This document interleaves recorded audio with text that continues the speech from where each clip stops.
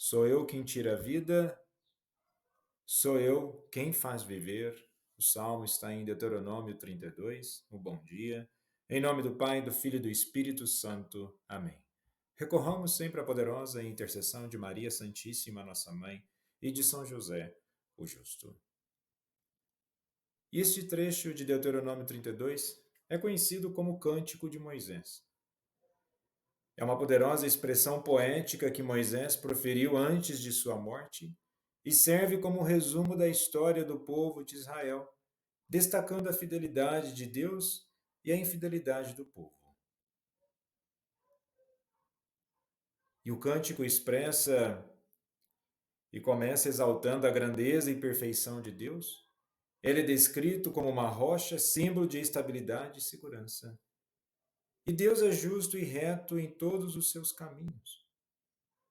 O contraponto é que muitas vezes o ser humano é infiel.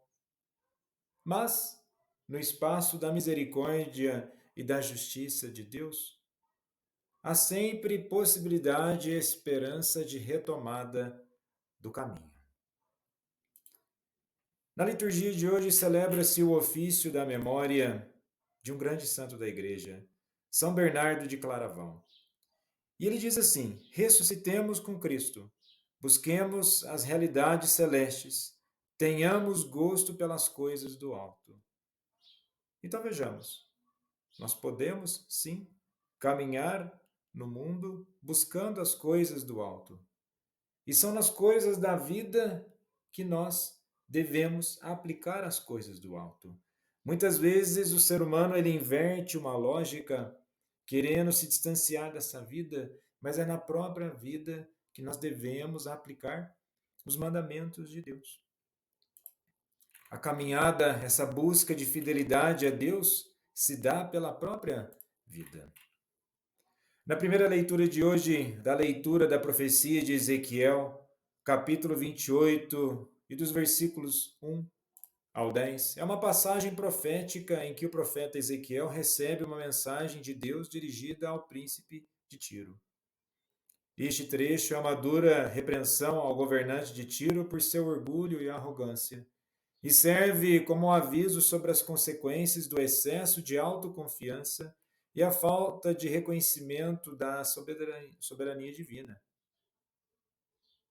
O orgulho do príncipe, ao qual é acusado de ter se exaltado a ponto de se considerar um Deus. Ele acreditava que sua sabedoria e riqueza o tornavam divino e vulnerável. E esse orgulho extremo é a raiz da condenação que Deus pronuncia contra ele. E essa passagem oferece a nós lições valiosas e aplicáveis às nossas vidas, especialmente em um mundo onde o poder, a riqueza e o sucesso muitas vezes levam as pessoas a se considerarem superiores ou autossuficientes. Então, as lições que nós podemos refletir sobre o perigo do orgulho e da autossuficiência, onde muitas vezes corre-se o risco de simplesmente alcançar o sucesso ou o poder e passam a acreditar que não precisam de mais ninguém, nem mesmo de Deus. E essa passagem nos lembra que toda a nossa sabedoria e riqueza e poder são limitados e que somos, em última análise, dependentes de Deus. Uma ilusão de controle em nossa sociedade é também comum o sentimento de que podemos controlar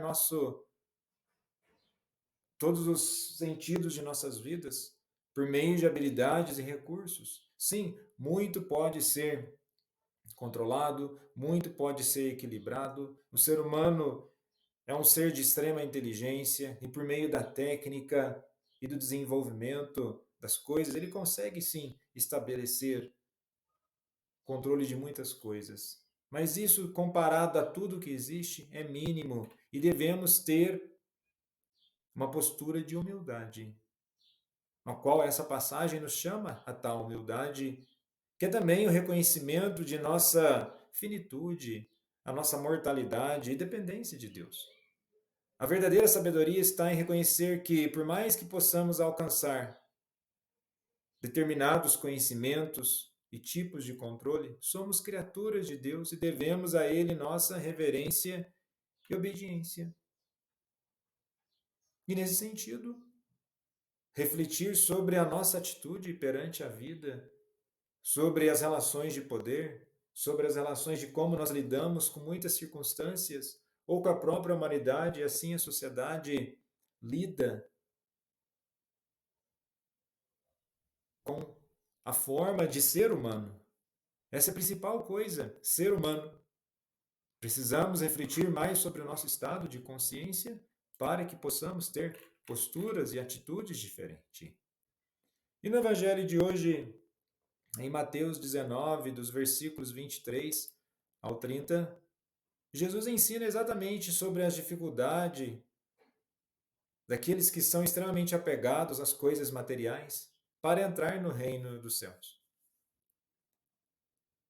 E é seguido de uma conversa com seus discípulos sobre a recompensa para aqueles que renunciam a tudo por amor a Ele. Primeiramente, Jesus aponta para a dificuldade aqui dos ricos, mas vamos colocar de pessoas extremamente apegadas às questões materiais. Pois a grande riqueza sempre vai ser a riqueza espiritual. A grande pobreza é uma pobreza de extremo apego às coisas materiais. Há muitas pessoas pobres materialmente, mas também são pobres em espírito, assim como há pessoas ricas materialmente e pobres em espírito.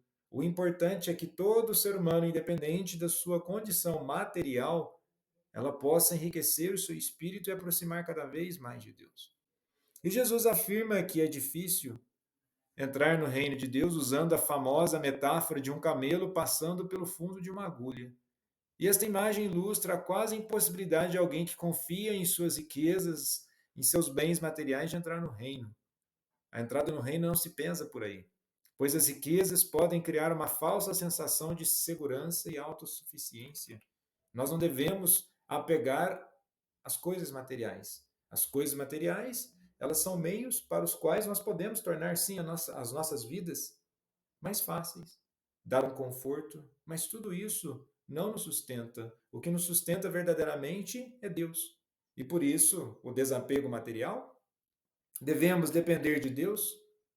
A vida, ela é repleta de sacrifícios, e os sacrifícios faz parte do nosso discipulado em Jesus. E ao dizer isso, Jesus ele inverte toda a situação da proposta de valores. Lá no versículo 30, o que ele diz? Muitos que agora são os primeiros serão os últimos, e muitos que agora são os últimos serão os primeiros. E uma sociedade que frequentemente valoriza poder, status e riquezas, Jesus nos lembra que o reino de Deus opera com valores diferentes. Aqueles que parecem insignificantes aos olhos do mundo podem ser os maiores no reino dos céus. E exatamente traz também uma reflexão das prioridades, assim como no evangelho de ontem. É um questionamento que nós devemos buscar constantemente. Estamos buscando acumular riquezas espirituais, riquezas as quais nós podemos compartilhar com as pessoas no aspecto de uma espiritualidade e de uma vida enriquecida? Ou simplesmente nós nos apegamos a algo material que nos torna mesquinhos, egoístas? E essa reflexão constante deve nos trazer ao que São Bernardo disse no início, que eu disse sobre ele. Busquemos as realidades celestes. Tenhamos gosto pelas coisas do alto. São Bernardo de Claraval, rogai por nós. Jesus, manso e humilde de coração, fazei o nosso coração semelhante ao vosso.